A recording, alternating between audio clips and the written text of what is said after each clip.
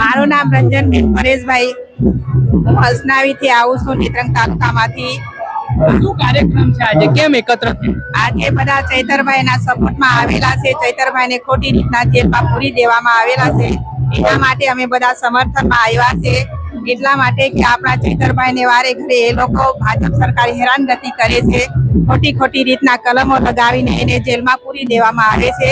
એટલે જે આ થઈ રહ્યું છે બધું ખોટું થઈ રહેલું છે.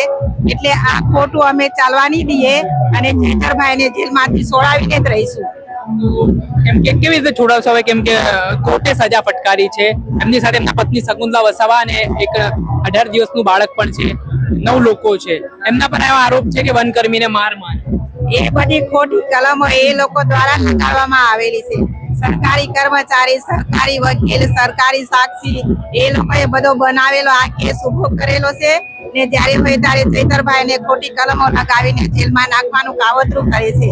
એ આદિવાસી સમાજ કદી એ લોકોને ચલાવવા નહીં દે ને આવનાર દિવસોમાં ચૈતરભાઈ બહુમતીથી આગળ વધશે. તો આજે જિલ્લા પંચાયતની ચૂંટણી ગઈ, તાલુકા પંચાયત, જિલ્લા પંચાયત, એ પછી અચાનક જ આ જેલ થઈ ગઈ, શું કારણ લાગે છે તમને? એ લોકોને બધી ઠેકાણે આપણે આખા ગુજરાતમાં 400 જેટલી આપણી આમ પાર્ટીની સીટો આવેલી છે, એટલે એ લોકોને આ બધું જોઈ નથી શકાતું. એટલા માટે ચૈતરભાઈને પાછળ પાડવા માટે ચૈતરભાઈ આદિવાસીનો અવાજ બને છે, એ લોકોને ગમતું નથી.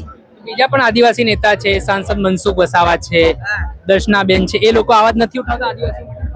એ લોકોને અંદર આદિવાસી જેવી ભાવના હોવી જોઈએ ને આદિવાસી જેવી ભાવના હોતી તે આજે આવીને ઉભા રહેતા અહીં ગાડી ચૈતરભાઈના સપોર્ટમાં.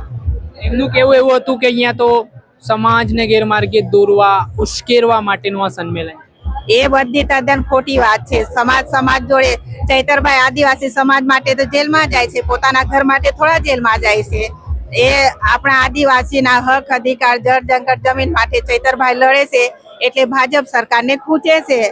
અચ્છા, એટલે ચૈતર વસાવાથી ભાજપ સરકારને આમ વાંધો છે? હા, વાંધો છે કે આદિવાસીને માટે ચૈતરભાઈ બોલે એટલે એ લોકોને એવું છે કે ચૈતરભાઈ આદિવાસી સમાજ માટે કઈ બોલવાનું નહીં એમ.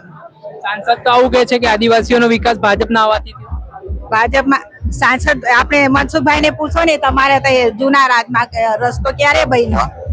કેમ આટલા વખતથી તમારી સરકાર હતી, કેમ રસ્તો નહીં બનાવ્યો? એ હમણાં એનું કામ કઈ ચાલુ થયું હશે, પણ આ જૂની કેમ નથી તમે વિકાસ કરી નાખ્યો? પોતાના ગામનો રસ્તો નહીં બનાવી શક્યા મનસુખભાઈ, તો બીજાની વાત કરવા કરે છે. ચૈતરભાઈ તો બધા માટે લડે છે. ચૈતર વસાવા પર જે કેસ થયો, જેલવાસ થયો છે, આદિવાસી સમાજમાં કેટલો ગુસ્સો? આદિવાસી સમાજ તો બહુ ગુસ્સામાં છે કે ભાજપ સરકાર ત્યારે હોય ત્યારે ચૈતરભાઈને કેમ ટાર્ગેટ કરે છે, બીજા બધાને કેમ નહીં ટાર્ગેટ કરતા? કે આદિવાસી સમાજમાંથી ચૈતરભાઈ એકલા આદિવાસી માટે અવાજ બનીને આગળ આવે છે, એટલા માટે. કેટલું લડી શકશે તમને શું લાગે ચૈતર વસાવા સરકાર સામે? સરકાર સામે ચૈતરભાઈ મજબૂતાઈથી લડશે. હા, લડશે. હજી લડત ચાલુ રહેશે? હા, લડત ચાલુ રહેશે ને એ જેલમાંથી બહાર આવશે. નહીં બોલ, ક્યાંથી આવ્યા બેન?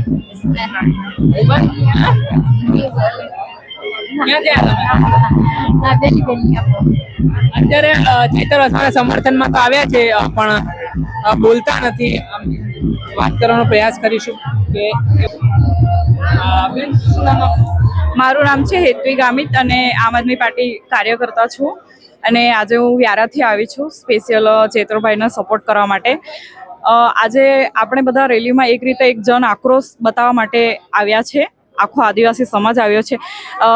મધ્યપ્રદેશ છે, રાજસ્થાન છે, ગુજરાત છે, મહારાષ્ટ્ર છે, 4-5 રાજ્યોના આજે બધા લોકો અમે આદિવાસીઓ ભેગા થયા છે. ખાસ કરીને એક આક્રોશ જતાવવા માંગીએ છીએ કે ખોટી રીતે તમે અમારો આદિવાસીઓનો અવાજ જ્યારે ઉઠાવીને અમારો નેતા આગળ વધે છે, આગળ લડે છે, તો તમે એમના પર ખોટી એફઆઈઆર 1 વાર કરે, 2 વાર કરે, 3 વાર કરે, અને આ એકદમ તદ્દન ખોટું છે. એમ કે ખોટી એફઆઈઆરો કરે અને જેલમાં મોકલે, અહીં સુધી કે એને સજા પણ થઈ ગઈ.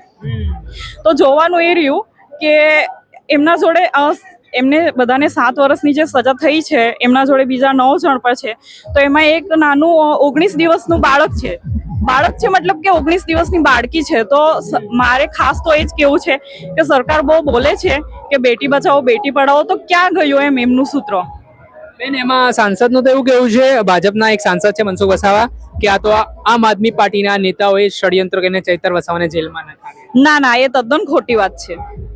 તો આમાં શું માનો છો તમે? ચૈતર વસાવાનો ધારાસભ્ય મારે, આ બાબતે આ જે ઘટના બની એ બાબતે પણ મારે કેવું છે. એમાં જે ફરિયાદી છે એમણે કીધું હતું, એમણે શું કર્યું ખબર, 4 દિવસ પછી મેડિકલ સર્ટી લીધું કે મને માર મારવામાં આવ્યો, મને લાફો મારવામાં આવ્યો, બરાબર, કે 4 દિવસ પછી એમણે ફરિયાદ નોંધાવી. તો એમને ખાસ વાત તો એ છે કે એમને 4 દિવસ પછી ખબર પડી કે મને ગાલ પર એક લાફો મારેલો છે, કે 4 દિવસ પછી ખબર પડી કે મારા પર હથિયાર લઈને જે દિવસે થયું એ દિવસે તમારે ફરિયાદ નોંધાવવા જોઈતી હતી ને એમ. તમે ખોટી રીતે વારાફરતી, એમના પહેલા પણ તમને ખ્યાલ હશે 2-3 ફરિયાદ થઈ ગયેલી છે. અચ્છા, એમના ધારાસભ્ય પદ પણ રદ થઈ જશે હવે, તો આમ આદમી પાર્ટી માટે પણ કેટલો મોટો ફટકો અને આદિવાસી સમાજ માટે કેટલો મોટો ફટકો? આમ આદમી પાર્ટી અને આદિવાસી સમાજ માટે ભલે મોટો ફટકો હોય, પણ અમે હવે જાગૃત થઈ ગયેલા છે. પહેલા ભલે જાગૃત નહીં હતા, હવે જાગૃત છીએ. હવે લડી લેશું અને ન્યાય પણ ચૈતર વસાવા માટે ન્યાય માંગીએ છીએ અમે. આ ખોટી રીતે એમના પર ફરિયાદ કરવામાં આવી છે, ખોટું છે. ભાજપમાં ઘણા આદિવાસી નેતા છે, ધારાસભ્ય છે, સાંસદ સભ્ય છે, એમને એક પણ સમર્થન અત્યારે આવ્યું નથી, બહાર તો બોલ્યા નથી, કારણ શું? પહેલા તો અહીંયા બીજી પાર્ટીઓના પણ લોકો આવેલા છે, કોંગ્રેસમાંથી પણ ઘણા બધા આવ્યા છે, મને ખબર છે, અને પેલી બાજુ બાપમાંથી પણ આવ્યા છે, બરાબર છે. તો એમાં જોવાનું એ રહ્યું કે આપણા આદિવાસી સમાજના પ્રશ્નોને લઈને કોઈ આગળ જતું હોય, આગળ વધતું હોય, અને એના જોડે જો અન્યાય થયેલો હોય તો એક આદિવાસી તરીકે પણ આપણે બોલવું જોઈએ. આમ આદમી પાર્ટીના કાર્યકર જેઓ વ્યારાથી આવ્યા છે, તાકીદે મોટી સંખ્યામાં આદિવાસી સમાજના લોકો છે તે આ મંડપમાં જોઈ રહ્યા છો. વરસાદી માહોલ છે, એના કારણે છત્રીઓ રેનકોટ સાથે અહીંયા પહોંચ્યા છે. મહિલાઓનો પણ આક્રોશ આપ જોઈ રહ્યા છો, ને તેમનું કહેવું છે કે ચૈતર વસાવા આદિવાસી સમાજના મુદ્દાઓને લઈને લડે છે, એટલે તેમનો અવાજ દબાવવા માટે આ પ્રકારે સરકારે કામગીરી કરી છે. આવા વિડીયો જોવા માટે તમારી નવજીવન ન્યૂઝ જોતા રહો, લાઈક કરો, શેર કરો.